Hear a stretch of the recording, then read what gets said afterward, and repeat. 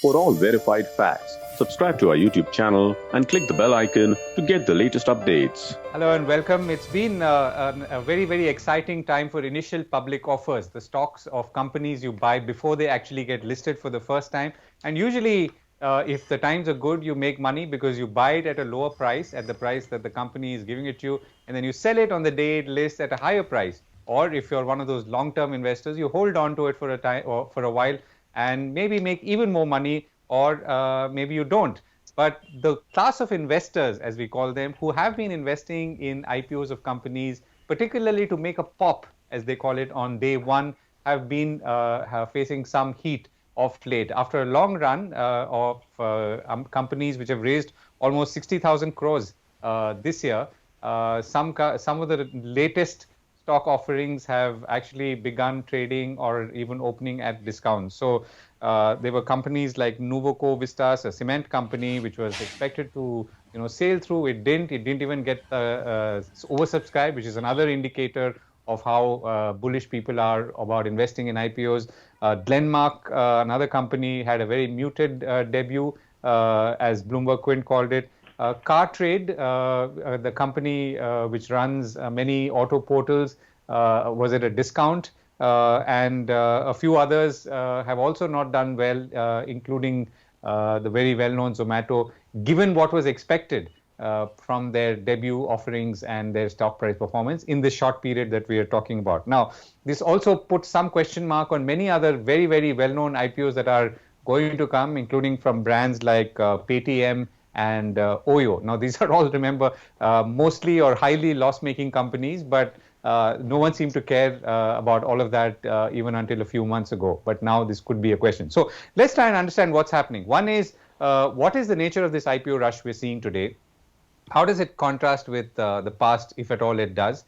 Secondly, what do we understand of the manner in which or the kind of investors that are subscribing to this, and what's happening when these companies list on the stock markets? And most importantly, what does this mean for the overall capital market or the stock market environment, particularly given that money is always limited, and while more investors have evidently come into the financial markets, there are obviously still not that many or too many. So to discuss this, I'm joined by two experts, Ambarish Baliga, market analyst based in Mumbai, and Pranav Haldia, Managing Director of Prime Database, a very well-known IPO and primary market tracking house, which has been doing so for almost 30 years now.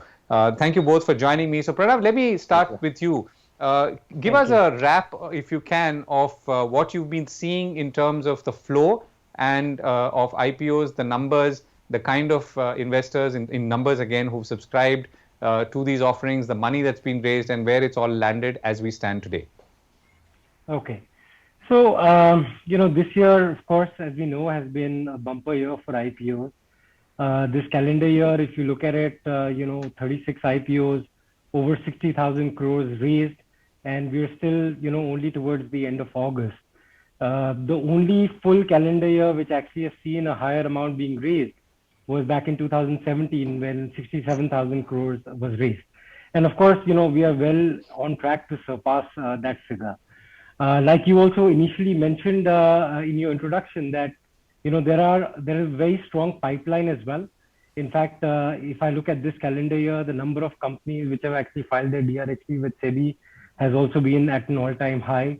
As we speak right now, there are about 13 companies holding SEBI approval, looking to raise about 15,000 crores, and another 41 companies awaiting SEBI approval, looking to raise 80,000 crores. So in case this pipeline were to materialize, of course, this would be a super bumper year for IPOs. And we are not even taking into account the, expected IPO of LIC, which, will happen somewhere, either in this calendar year or at least in this fiscal year. You are seeing the companies across sectors. Of course, one of the key trends this time around has been, the new age companies, the new age startup companies that you've seen coming to the market. You've already seen Zomato and Cartrade coming in, and many more like Policybazaar, Paytm, MobiKwik. All of those are in the pipeline. You spoke about participation of retail investors. So, ever since the pandemic, You've seen huge participation from retail investors in the IPO market and also in the secondary market. In fact, just a few days back, we did a study which showed us that in the NSE listed universe of 1,800 companies, retail shareholding is at an all-time high. So not only are retail investors coming actively into the secondary market, but also in the primary market. And you can see it in terms of the number of applications which are coming in, right? I mean, you've seen upwards of 30 lakh applications in some of the recent IPOs which have come in. How will this go on? Of course, you've seen historically that primary markets tend to follow secondary markets. So till the time this rally that you've seen since March of 2020 continues, I expect you will continue to see deal launches. But in case there is weakness in the secondary market, then for sure the primary market would follow suit as well. You've seen this in the past as well. Yeah. Okay. Let me pick that up and then come back to you, Pranav. Sure. So, Ambarish, so two questions to start off. One is, why did this suddenly happen? Is it only because of some companies whose, let's say, the way they were offering shares, which was mostly shares of their, existing shareholders rather than money coming into the company? Was it that kind of a problem? Or is it a weakness which is now beginning to show because finally supply of money is limited?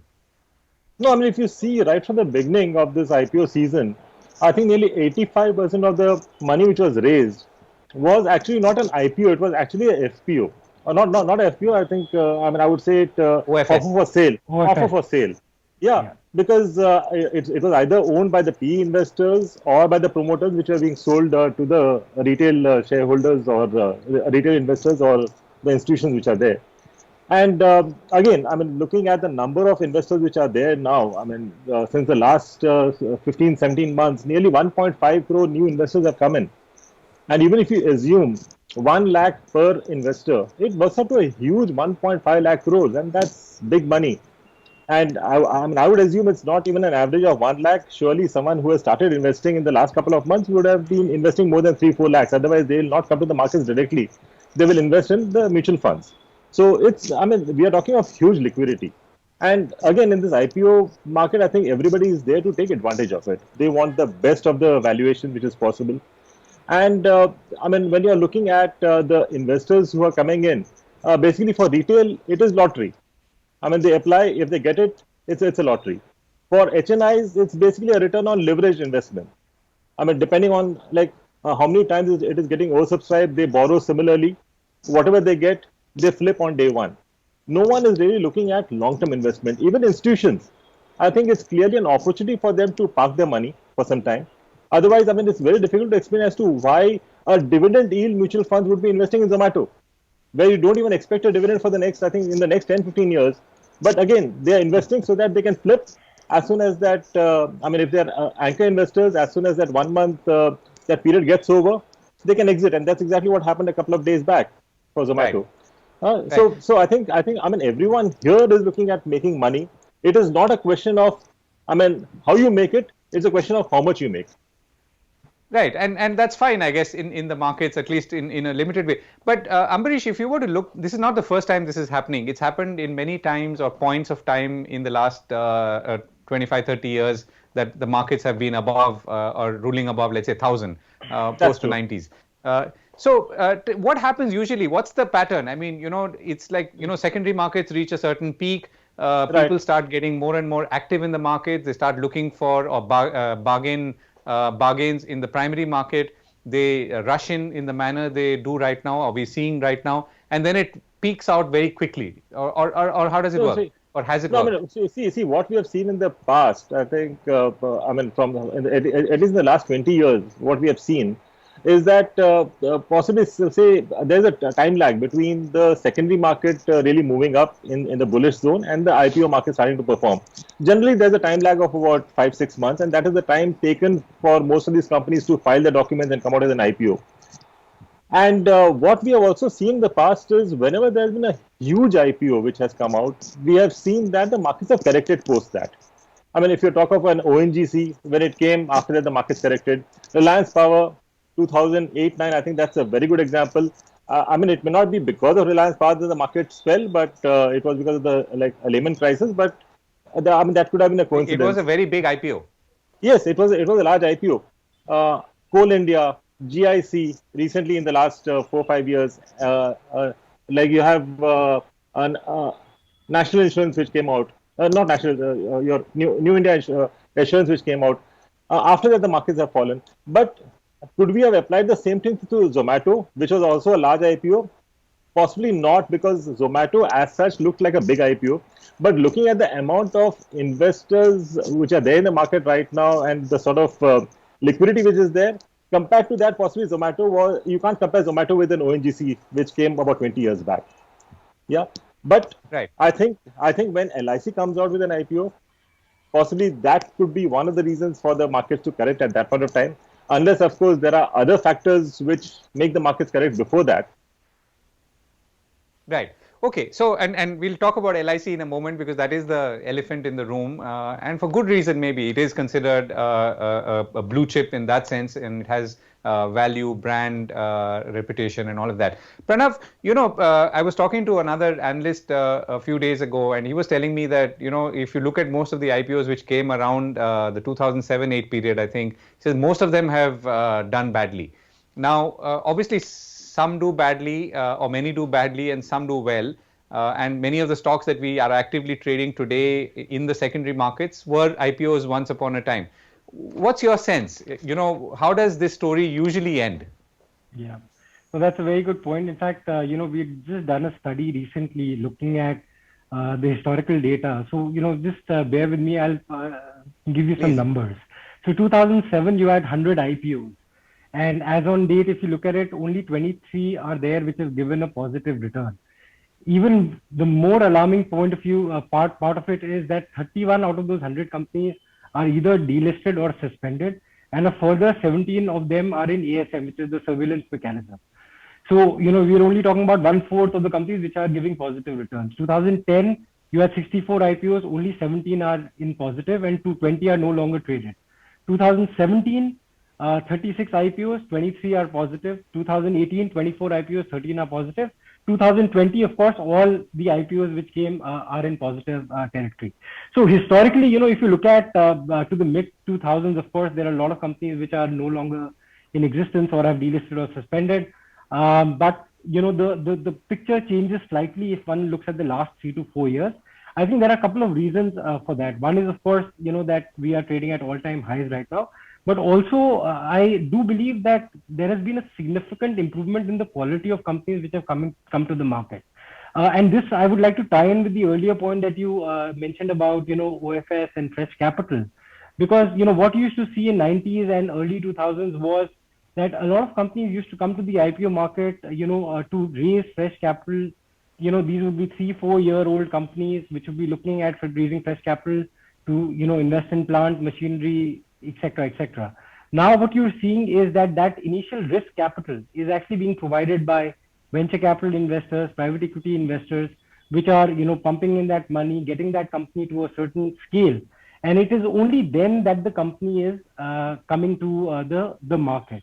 And which is why you've also seen a significant reduction in the number of IPOs, but the average deal size has been increasing.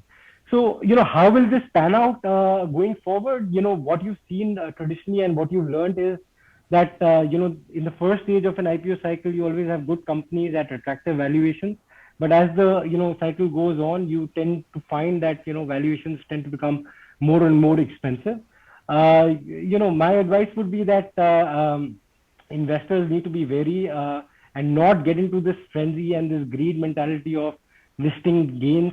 Each and every IPO needs to be well considered. Look at the financials, look at the governance, look at the management of the company, and only then look at investing into it.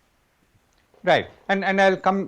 We still have the LIC question pending, but before that, Ambarish, this is always yin and yang. I mean, it's about if the markets are high, you obviously want to price your IPO high so that you get the best value for all the work that you've done, if you've done. Right. And the investor, on the other hand, is obviously trying to get a good deal before it lists so that she or he can make a profit on listing, and with all the examples that you gave. So this will always be a battle or a match between these two interested parties. But how do you see it today? I mean, is that Is that the reason why some of these IPOs that we talked of are doing badly or not so well, because they outpriced themselves in some ways? Or could it be that there's something more intrinsically wrong? No, I mean, if you look at most of the IPOs, they are priced quite steeply. Then it clearly depends on what sort of interest has been created in the market for these names. I mean, how well the IPO has been marketed. I think at least in the short term, more than the fundamentals or how the company is, I think it's the marketing which works in the IPO market. So if it's been marketed well, yes, you can possibly see action in those counters for a while. And again, everyone is looking at momentum. I mean, in today's market, whether it's IPO or whether it's secondary market, people are looking at momentum. Wherever there's momentum, there's interest. Where there's no momentum, it generally starts drifting down. And as far as IPOs are concerned, it's as good as, have you made money in the previous IPO or not? So it is just like those movie releases. I mean, if like Friday does well, then fine. I mean, you're happy. You want to invest more in the next movie. So I think it's like something similar. Right. Got it. Okay. Pranav, let me come back to you. So LIC, as we said, is the big elephant in the room. So tell us about what could that size be and what could it do to the market, at least at the IPO stage? Well, so first I would just like to make a small comment about the valuation. Historically also in previous IPO boom cycles in 2017 or 2010, you did, see a few deals getting launched, which, it was said that, these are very expensive, the valuation is too high. But, those companies have done well subsequently. So, my point is that as long as the IPO is priced well enough to garner subscription for it to sail through, it clearly shows that, the price was right, so to speak, because there was enough demand for that IPO at that particular price. Now we cannot, go on into the future, maybe 1 week, 1 month, 1 year, 5 years later, and then compare the issue price with the, the current market price and say that, that IPO was priced very expensive because it's trading below issue price now. Because once it enters into the secondary market, it becomes like any other listed company, which is, moving up and down on the basis of its quarterly financials, on the basis of how the sector is doing, how the economy is, how demand supply is. So, that is my point on valuation. As far as LIC is concerned, I think, of course, that's the, very highly anticipated deal. There's a lot of, I think, they're also shortlisting bankers right now. Of course, it's going to be a very large issue. I also have a slightly different point of view in terms of, the supply of money and the liquidity issue. I do think that, supply is really not a constraint. If there is a good IPO being launched at an attractive valuation, you will find enough and more liquidity coming towards it. And, I think the last 15 odd months has shown that, while primary market issuances are happening, the secondary markets have also rallied. So that, that argument which has been stated for a long time that, when there are a lot of primary market deals, there's a correction in the secondary market because they have to suck out the liquidity from there. I don't think really holds true. And the last 15 months have been actually testament towards that. With the kind of money which foreign investors, domestic institutions, and now retail as well, which is coming in the last few months, I think, if it's attractively priced and if adequate discounts are given to retail investors, you can ensure that it's a mega success. Right. And particularly, as you said, if it's a good quality or perceived good quality issue. Okay, Ambarish, last question. So how is the LIC thing looking to you even as a theme? And more importantly, how do you see the overall markets and investor sentiment, which will either continue to feed the IPOs or maybe even not feed them? No, as far as LIC is concerned, I think clearly it's the brand and the trust in that name, which I think will sell, because everyone on the street knows what LIC is. I think it will also depend a bit on the sort of valuation. Where it is concerned, I think this is something to be seen, because I think this is the first time we'll be having this huge liquidity going out of the market because of the LIC issue. I think, like in the past, I don't think we have seen too many beyond that 10,000 or 14,000 crores. going out at once, and this is going to be nearly 5 times that. So I think that needs to be seen as to what sort of a reaction is there post this liquidity going out of the market. And Amrish, people borrow money to invest in IPOs. Should they be doing that?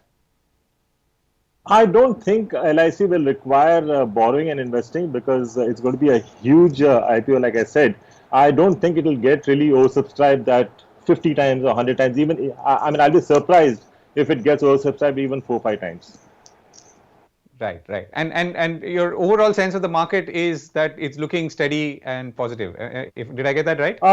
Sentiment is positive. I really cannot, justify the valuation in the market at this point of time. In fact, I've been suggesting my clients to in fact sit on cash to a certain extent, at least book and take some profits home, because I'm a bit skeptical at this point of time.